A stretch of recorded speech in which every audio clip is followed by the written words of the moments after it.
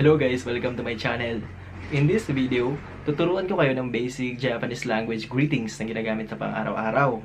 But before that, gusto malaman muna ninyo yung two forms. First, casual. Second is polite. So, saan ginagamit si casual? Si casual ginagamit sa mga taong malapit sa atin, tulad ng mga kaibigan natin. Second, si polite. Si polite is ginagamit sa mga taong mataas sa atin, maybe our boss, doctor, teacher, and so on.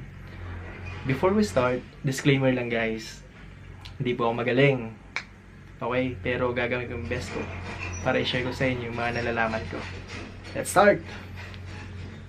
First is, good morning or magandang umaga in Tagalog. In Japanese, casual, ohayou, ohayou. Polite is ohayou gozaimasu. Ohayou gozaimasu.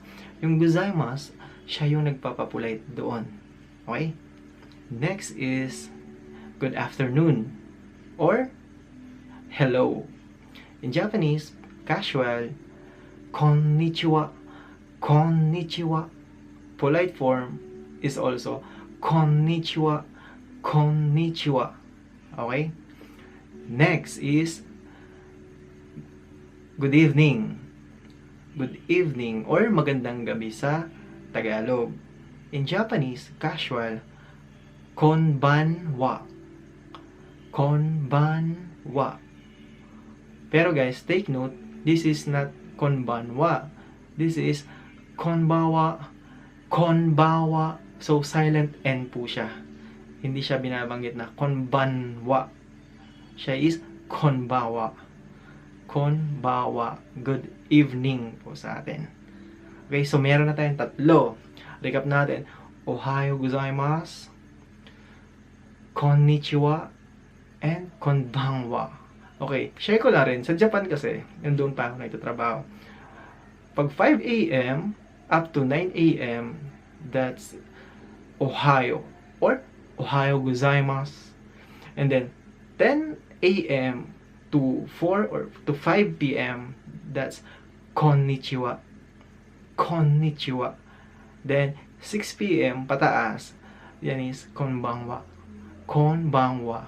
And then one time, pauwi na ako. Share ko lang sa inyo. So mag-goodbye na ako, no? May nakasalubong ako, binati ko ng otsukaresama deshita. Otsukaresama deshita. Ibig sabihin nun is, thank you for your hard work. And then binati niya ako, nagulat ako, sabi niya sa akin is, ohayou. Pag ganyan ako, ha? Gabi na ito dapat konbanwa ang bati niya rin sa akin. Tapos kinabukasan, nung pagpasok ko, tinanong ko yung katrabaho kong hapon. Sabi ko, si ano kagabi, binati ko ng, thank you for your hard work. And then, binati niya ako ng good morning. So, nagtaka ako. In-explain niya sa akin, saka ko lang nalaman. Kasi, yung taong yun is night shift. And then, mag-start pa lang yung trabaho niya ng 9 p.m. So, kaya, yung bati niya pala is ohayou. Okay? May natutunan kayo, ano? Okay. Next is goodbye or paalam. Magpapaalam in Tagalog. Okay? In Japanese, casual is sayonara. Sayonara. Polite form is also sayonara, sayonara. And then guys, share ko lang. Yung word na sayonara in Japan ay hindi rin masyadong ginagamit. Kasi alam niyo kung bakit. Ginagamit lang siya, for example, sa mga kakilala ninyo na nagpapaalam, pupunta sa malayo, alam magmamigrate, pupunta ng Amerika, doon maniniran, babalik ng matagal. So, meaning to say, parang siya, parang breakup din, or goodbye forever. Kaya hindi siya masyadong ginagamit. Much better na gamitin natin is yung casual na see you or in Japanese mata. Mata. Okay? For example, may katrabaho ka or mga kaibigan na mag-goodbye ka pero magkikita pa rin kayo bukasan. For example, after shift sa trabaho, sasabihin mo, goodbye, see you tomorrow. Ganyan. Jane, pwedeng gano'n. Jane, mata ashita. Okay? Jane, mata ashita. Parang sinasabi mo na goodbye, then mata ashita, see you tomorrow. So, casual form siya. Or pwede ring, mas proper way, kapag nasa trabaho kayo, magpapaalam, sasabihin nyo, otsukaresama deshita. Otsukaresama deshita, may sabihin nun is, thank you for your hard work, which is, yun talaga yung ginagamit palagi after ng trabaho kapag pauwi na. Yun ay isang paraan na pagsabi ng goodbye sa katrabaho. Okay? So guys, recap lang natin yung natutunan nating mga bagong greetings in Japanese for today. So, first is, good morning, or ohayou.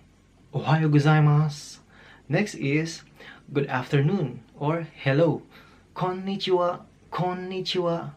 Next is, good evening, or konbanwa, konbanwa. Next is, good night.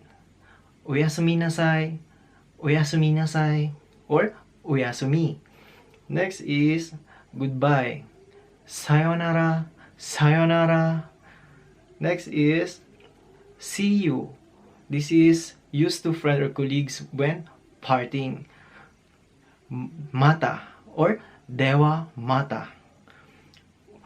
Or pwede rin, thank you for your hard work, or otsukaresama deshita, otsukaresama deshita. Or ja mata ashita, ja mata ashita, see you tomorrow. So, yun lang guys. Sana may natutunan po kayo sa video natin ngayon. And then, kung di ka pa nakapag-subscribe, please subscribe para updated ka sa mga future videos po na ilalabas ko. Okay? Thank you so much guys. Have a nice day.